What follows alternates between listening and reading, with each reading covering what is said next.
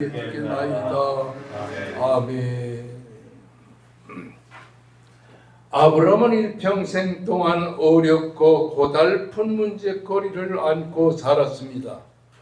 그는 어려서부터 가장 가까이에서 성장한 이복노의 동생 사라와 결혼하여 그 사이에 자식이 없었으므로 문제가 있었습니다.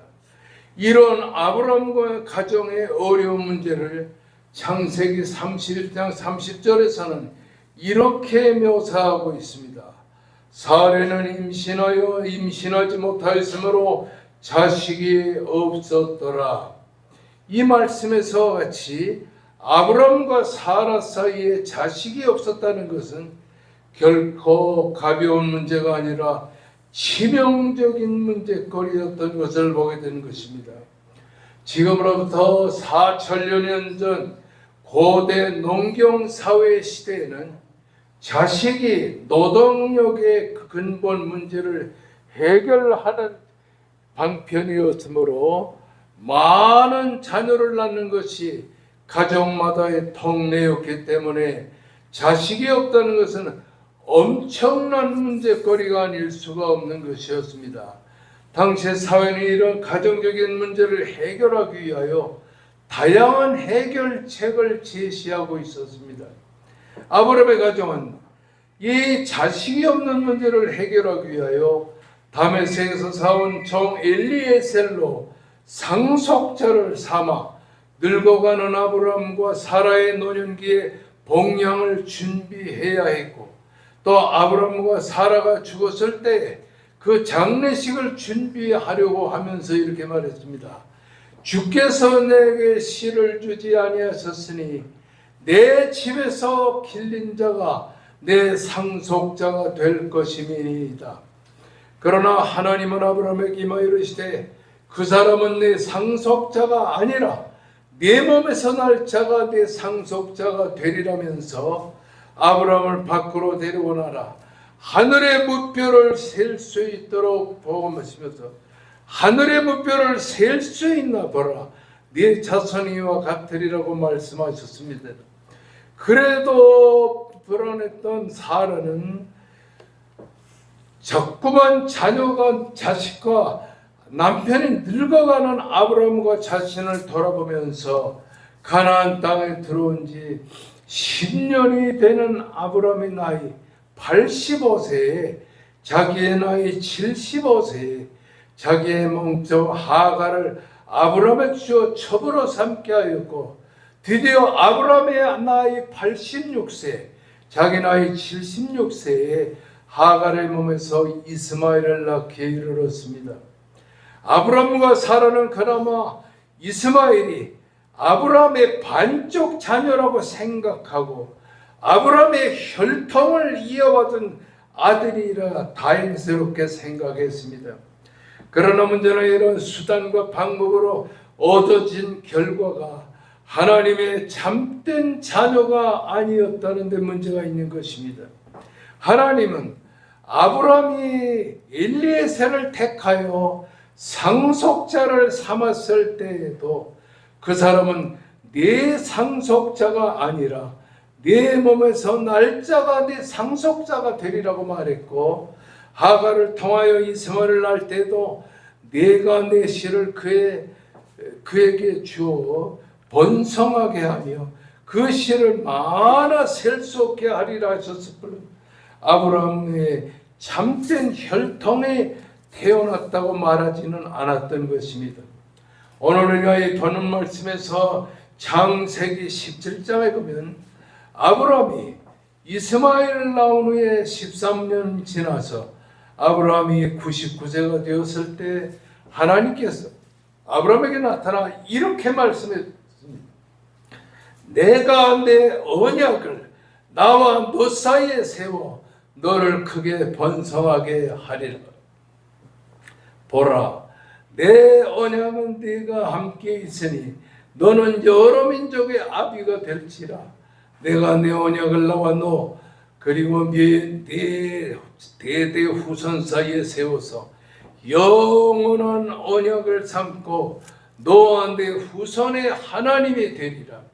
하나님이 또 아브라함에게 이르시되 내 안에 사례는 이름을 사라라 하지 말고 사레라 하지 말고 사라라 하라. 내가 그에게 복을 주어 그가 네게 아들을 낳아주게 하며 내가 그에게 복을 주어 그를 여러 민족의 어미가 되게 하리니 민족의 여러 왕이 그에게서 나오리라. 아브라함이 엎드려 웃었습니다. 마음속으로 말하되 내가 100세나 된 사람이 어찌 자식을 낳을까? 사례는 90세니 어찌 출산하리요? 이스마엘이나 하나님 앞에 잘 되기를 원하나이다. 하나님이 말씀하셨습니다. 아니라 네 안에 사라가 네게 아들을 낳으리니 너는 그 이름을 이삭이라 하라. 내가 그와 내 언약을 세우리니 그의 후손에 영원한 언약이 되리라. 내 언약은 내가 내년 이 시기에 사라가 내게 날 이삭과 함께 세우리라고 말씀하셨습니다. 아브라함과 사라에게는 좀처럼 바뀌지 않는 하나의 생각이 있었습니다. 아브라함의 생각이 무엇입니까? 아브라함은 마음속으로 웃으며 아니 100세나 된 사람이 어찌 자식을 낳을까? 사라는 90세니 어찌 출산하리요? 그래서 아브라함은 이스마엘이나 하나님 앞에서 잘 되기를 원하나이다라고 말했던 것입니다. 아브라함의 변하지 않는 생각은 내가 100세가 다 된 사람이 어떻게 아들을 낳으리며 내 아내가 90세가 되었으니 어찌 출산하리요? 이스마엘이나 하나님 앞에 잘 되기를 원한다. 아브라함의 생각은 이렇게 변치 않는 생각이었습니다. 그뿐만 아니라 사라의 생각도 마찬가지였습니다. 내년 이맘때 내가 반드시 네게로 돌아오리니 네 안에 사라에게 아들이 있으리라 하시니 사라가 그 뒤에 장막문에서 들었더라고 말합니다. 아브라함과 사라는 나이가 많아 늙었고 사라에게는 이 여성의 생리가 끊어졌다고 말씀했습니다. 사라가 속으로 이르되 내가 노쇠하였고 내 주인도 늙었으니 내게 무슨 즐거움이 있으리요. 이를 우리가 성경에서 보게 되면 로마서 4장 19절 이하에서 20절까지의 말씀을 보면 아브라함이 100세나 되어 자기 몸에 죽은 것 같음과 사라의 태에 죽은 것 같음을 알고도 믿음이 약하여지지 아니하고 믿음이 없어 하나님의 약속을 의심치 않고 믿음이 견고해져서 하나님께 영광을 돌리게 되었다. 그리고는 약속하신 그것 또한 능히 이루실 줄을 확신하였다라고 말씀하고 있는 것입니다. 하나님은 아브라함과 사라에게 찾아오신 이유는 하나님은 아브라함과 사라의 생각을 바꾸어 주시려고 하나님께서는 찾아오셨다는 말입니다.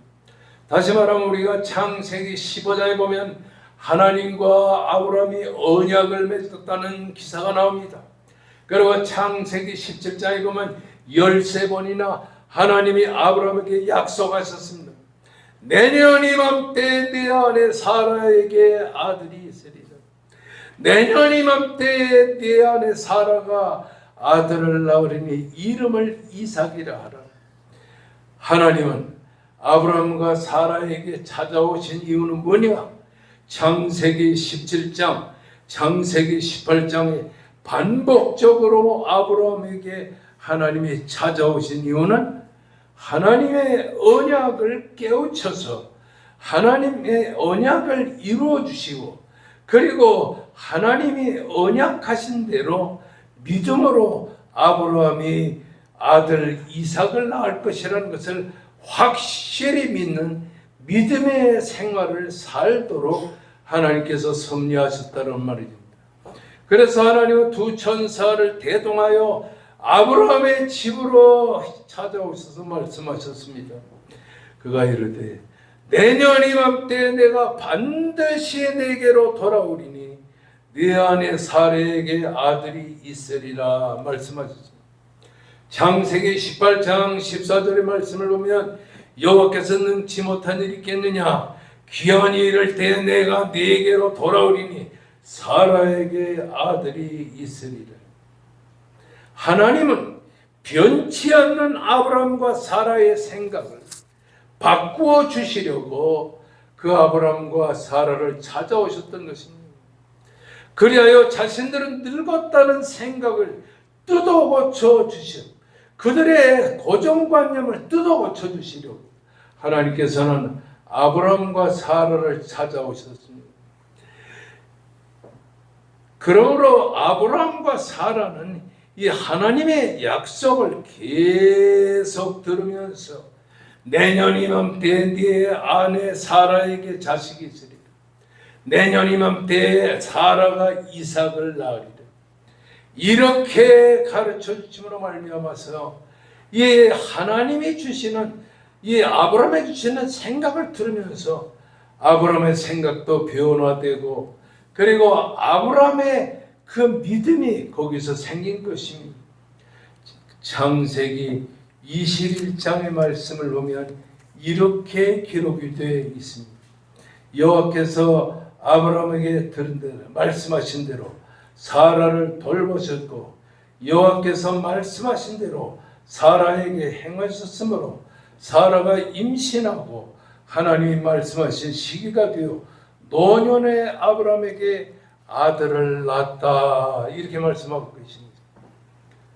하나님께서 아브라함에게 나타나실 때마다 내년 이맘때 내 안에 사라에게 자식이 있으리니 이름을 이삭이라 하라고 말씀을 계속 주신 것입니다. 그리고 창세기 17장에는 13번이나 그 약속하신 말씀을 강조하시고 창세기 18장에서는 내년 이맘때 네 안에 사라에게 아들이 있으리라고 말씀하시고 이제 그 아들을 이삭을 통하여 하나님의 약속을 이루실 것이라는 사실을 강조하게 된 것입니다. 그리고 21장에서는 하나님께서 말씀하신 대로 사라를 권고하셨고 하나님이 말씀하신 대로 사라의 기한에 이를 때 자식을 낳았다는 말을 이 본보기에서 강조하고 있는 것입니다. 여기서 우리가 생각할 것은 하나님의 언약은 불변의 약속이라는 사실을 강조하고 있는 것입니다. 하나님이 약속하신 것은 변화되지 않는 약속이라는 사실, 불변하지 않는 약속이라는 사실. 하나님은 생각이 바뀌지 않고 모든 것이 바뀌지 않는 이런 아브라함에게 변하지 않는 하나님의 언약을 이루어 주시려고 약속하시기 위하여 하나님은 자주 아브라함을 찾아오셨다라고 하는 사실인 것입니다. 여기에서 하나님의 언약은 무엇입니까? 하나님의 언약은 예수 그리스도를 말하는 겁니다. 예수 그리스도를 통하여 약속하신 하나님의 언약, 인간을 죄와 사망에서 구속하시기 위하여 아브라함과 이삭과 야곱의 후손에 태어날 메시아 예수 그리스도를 하나님께서 반드시 보내주겠다는 이 사실, 아브라함과 이삭과 야곱을 통하여 태어나실 메시아 예수 그리스도를 통하여 인류를 죄와 사망에서 구속하실 것을 우리들에게 약속하신 것이라고 하는 사실입니다. 그렇습니다. 예수 그리스도는 하나님의 언약의 완성이십니다. 그러므로 예수 그리스도를 통해서 약속하시는 아브라함의 후손에 태어날 메시아 예수 그리스도를 통하여 인류를 죄와 사망에서 구속하실 것이라는 이 불변의 약속을 이루기 위하여 하나님은 오늘도 우리에게 약속하신 바를 이루시려고 찾아오시는 것입니다. 이제 우리 다 같이 하나님께 간절히 통성기도하면서 간절히 기도하십니다. 주여, 하나님 앞에 간절히 통성기도할 때 하나님의 언약의 말씀은 우리를 도와요 반드시 이루어질 것을 믿습니다. 당신의 역사를 이루어 주옵소서. 당신의 능력을 이루어 주시옵소서. 하나님께 간절히 기도하시면서 육신의 병마로 고통과 괴로움을 당하는 성도들에게 예수의 능력과 은혜와 사랑으로 축복하여 주시옵소서. 우리 임정훈 목사님과 사모님에게 건강의 역사, 그리고 우리 배 집사님과 김 집사님 육신의 병마로 오늘 출석하지 못했는데 피부도 능력의 손으로 치료해 주시옵소서라고, 그리고 황 집사님도 치료해 주시고, 그리고 육신의 병마로 고통당하는 그리고 조 집사님에도 치료의 능력으로 역사하시고, 그리고 우리 정권사님 황